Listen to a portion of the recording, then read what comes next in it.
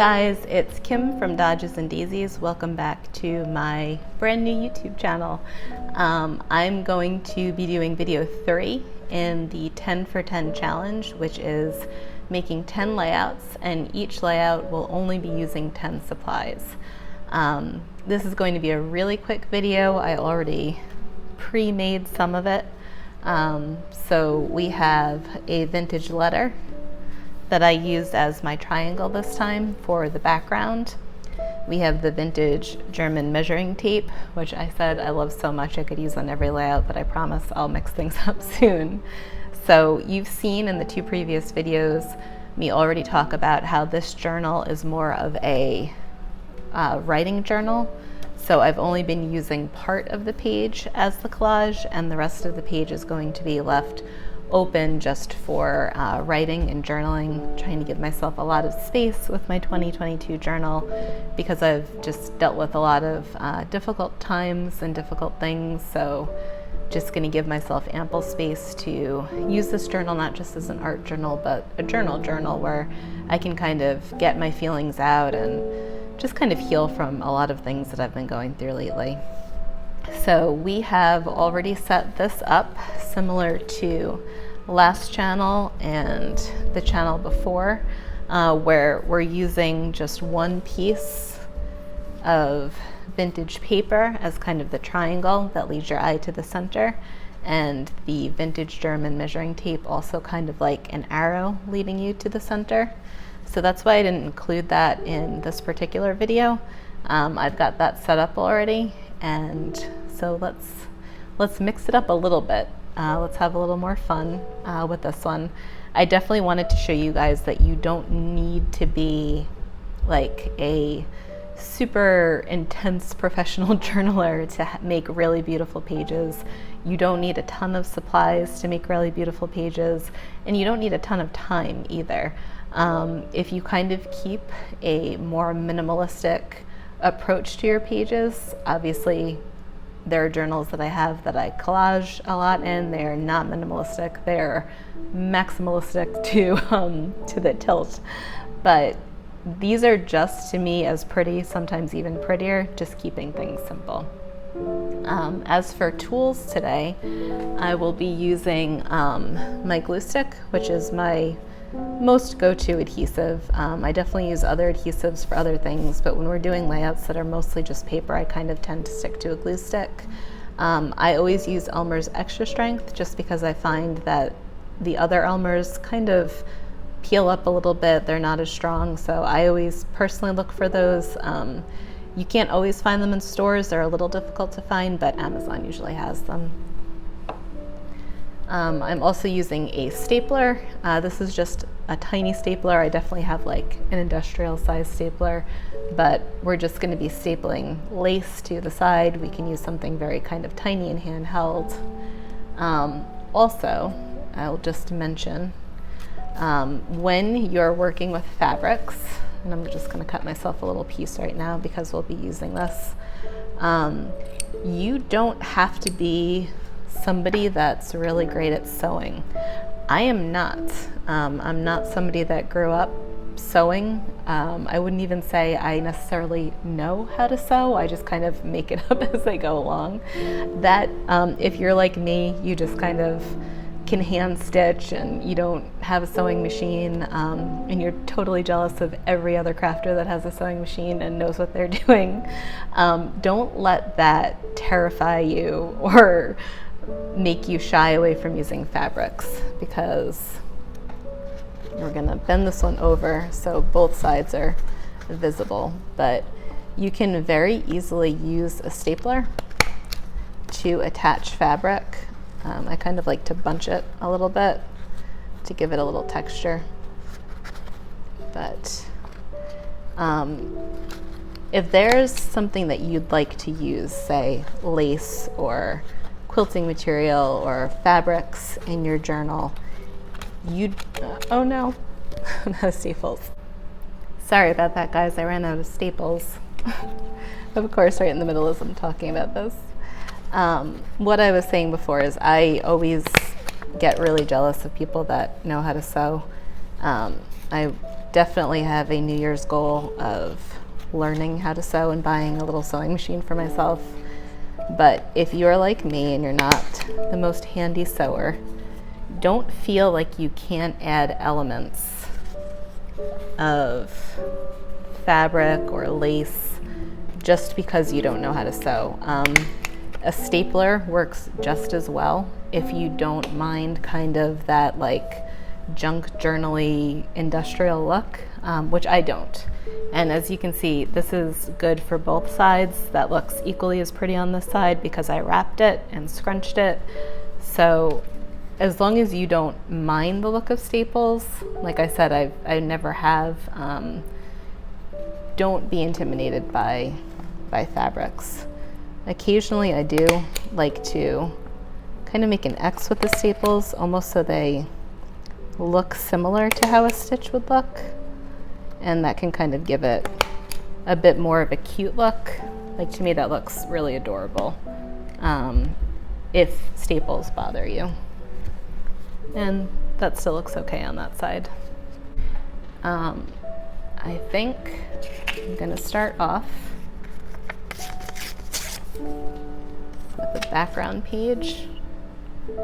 And lace is really fun too because you can tuck things under it. I actually, even though I don't sew, use lace and fabric quite often in my layouts. And I just feel like they're a really fun place just to kind of tuck paper under, and it just gives it a fun look.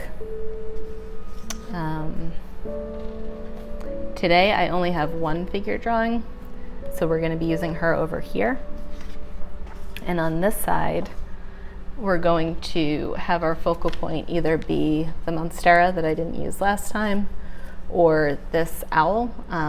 So like I said in my two previous videos, the figure drawings that I've been using are from Ploy from Pisco Letters, and I'll link her down below.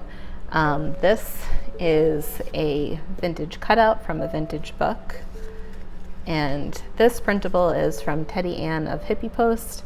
I, just like Ploy, use Teddy Ann's printables all the time. I love, love, love her printables, so we might be using this owl. Definitely in my spreads, I do like to have a focal point. I think it helps the layout kind of look really cohesive and thought about and put together. So that's actually one of the reasons why I love figure drawings so much, is because I feel like they give the layout a subject. So she's the subject and everything else is going to kind of support her. And if I use the owl over here, he'll be, or the monstera, that will be. So I'm not sure just which one I'm going to use yet, but I'm going to focus on this side first. So we have, somebody sent this to me and I don't actually remember who. I wish I did. I wish I like had little folders of Happy Mail with people's names on them so I could remember everything that people have sent me. I do keep everyone's letters in a drawer.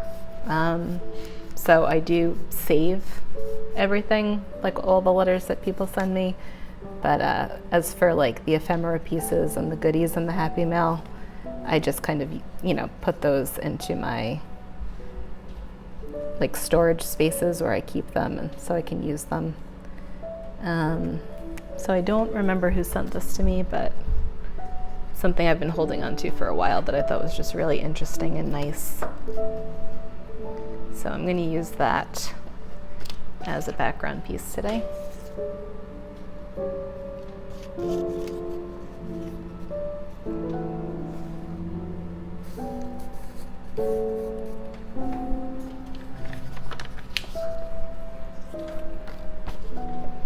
Then I will add this lovely lady, who I said just makes a really beautiful focal point.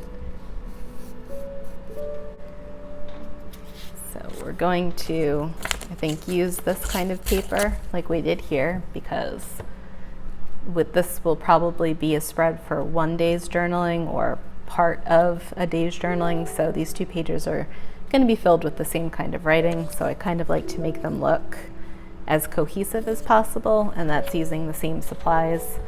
Another great reason why the 10 for 10 challenge is a useful one is because if you are trying to create something cohesive like this, if you're only using a handful of supplies, it can come together really easily, because this was from the same piece, this is from the same notebook, this is from the same roll of tape, this was actually the same letter. So really easy to make things kind of cohesive and go together nicely. So let's decide now if we're going to use Owl. Kind of like him.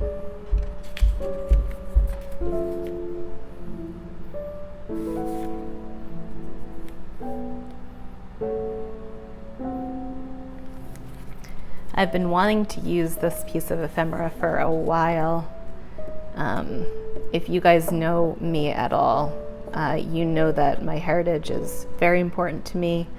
I use it in my spreads, I use it in my home decor, and I use it in my studio decor. I actually have little pieces of my heritage kind of hidden throughout my studio, like little Easter eggs. And heritage has just always been important to me. I don't know why. I think for some people it just is. It's just something that you try to honor and you find interesting, like where your ancestors came from.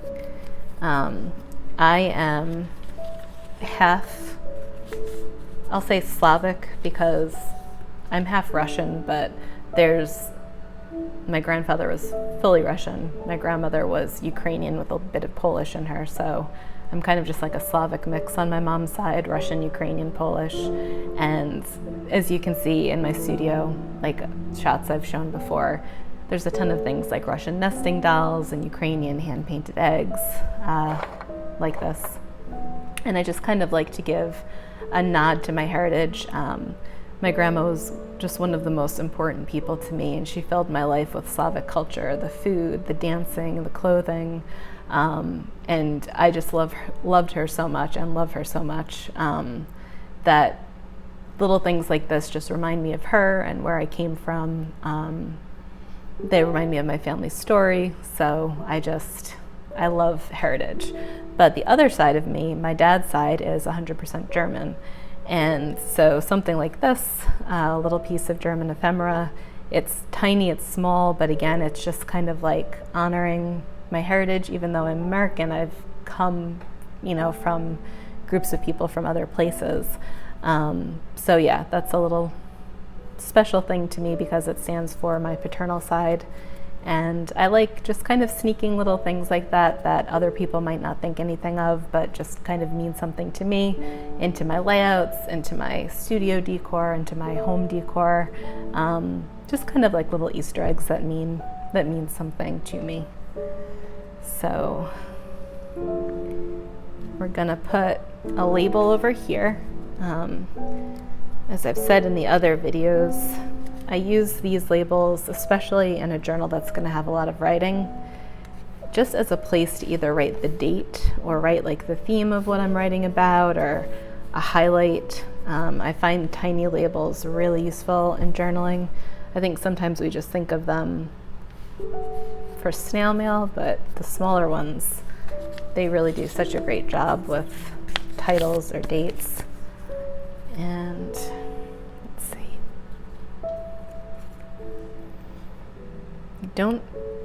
I feel like something needs to go here, but I think the Monstera just doesn't really go with the color scheme, so I'm going to leave him out. I might wind up using this. It's the same piece of paper from that, just to kind of give us a little bit more of a leading line.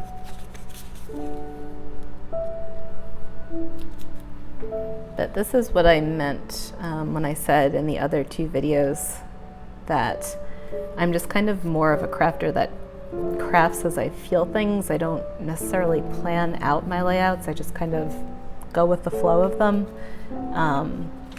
Definitely just more of like a bohemian, free-spirited crafter. And sometimes because of that, because I don't pre-plan out my layouts, I just kind of glue as I go. I don't feel like it's complete. I feel like something is missing. Like there, I felt we needed something. So you just kind of add, you just kind of tinker. I know not everybody finds joy in that type of crafting. I think a lot of people find joy when they put their layout together and feel comfortable with it and then glue it down. So this is my daily reminder to just do things your way, because your way is going to make you the happiest. So for me, crafting like this is what makes me happy. But if this doesn't make you happy, do what you find most enjoyable and most that gives you the least amount of stress, because this is supposed to be a happy, fun, stress relieving type of a thing. So right now I'm just adding stamps. I do separate my stamps because of how different arrows of stamps can look. And when I'm journaling, I tend to like these the best. They're just kind of monochromatic stamps from a very much earlier era. And they're just kind of easier to work with. On letters, I kind of prefer stamps that are a little bit newer, because I really love the vibrance of, say, like a botanical stamp or a stamp with a bird. But for journaling, I tend to like just these really simple ones where they just kind of blend into the background and support the subject of the page without overwhelming it. So I think this looks much better now. We've kind of filled some stuff in. It wasn't really looking very complete to me. I might put something there, I don't know. And this, guys, this is authentic. Sometimes this 10 for 10 challenge can be difficult because you want something there that you're not having. So you do have to use your creativity, not gonna lie. Sometimes it doesn't always work out the way you think it will. But I'm definitely interested if anybody else has tried this. If you have, I would absolutely love it if you tagged me on Instagram. I'm at Dodges and Daisies. I would love to see if you guys have kind of just embraced any kind of minimalistic challenge where you're just allowing yourself to use a few different supplies. I don't include tools in that list, like the stapler and the glue stick and my scissors, so you can use as many tools as you need, but just the supplies themselves. I would absolutely love to see your creation if you have joined me in this. Guys, the first 2 videos, these layouts came together so easily, and this one's not. This one's making me a little confused as to what to do with it. And this is what scared me about YouTube to begin with, was what happens if you are unsure of what you're doing. I think I'm gonna leave this with one last stamp. As I said before, rules of 3s work really, really well in artwork. When you have 3 elements, or you're making kind of a triangle shape, your eye tends to really like to view things like that. So that's why I'm just kind of adding that 3rd stamp there to try to balance things out. And I think we might be done. I might just add something. I like that there. And if you don't like what you're making, you can keep playing. So I kind of just felt like this needed a little bit more. And to me, that little strip right there actually added the little bit more that it needed. So just keep playing sometimes. Just keep layering, keep adding. If you don't feel like something feels comfortable to you artistically, just kind of keep playing with it. And to be honest with you, I wasn't loving this layout until that teeny little piece of tape was put there, and now I actually feel like I like it. So it's funny how things like that can go. I was kind of like, do I want to share this one? Do I want this one to be my third video? But after adding that little bit of tape, I feel like I like it, and where I hadn't before. So definitely allow yourself to make mistakes, to grow artistically, to keep adding to something if you're not satisfied with it, and that's absolutely okay. I think I sound like Bob Ross right now. Just happy little mistakes. Turn it into a cloud.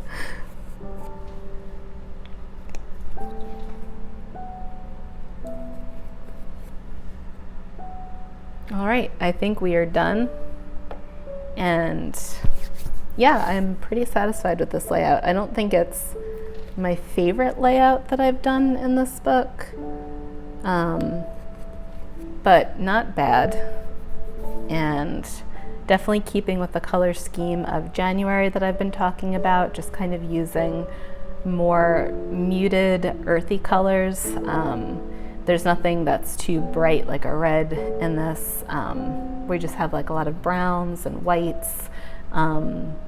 If something is colorful, like the pink, it's kind of more of like a muted rose color.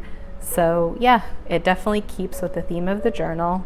It definitely gives us our writing space, which, like I said, is important in this particular one. And it's kind of cute.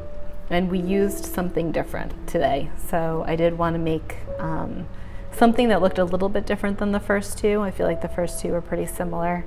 So let's count. We have our letter is 1, the tape is 2, the background paper is 3, the stamps are 4, this is 5, we have the figure drawing is 6, the owl is 7, the little title page is 8, and the lace is 9. So we still even haven't used 10 supplies in any of the spreads that we've done, but they're really complete and comprehensive spreads that don't need anything else. This time we added that added element of something that's 3D and just kind of adds a little pop and punch. But that's 9 supplies. We still actually haven't used our 10 full supplies, which makes me feel happy.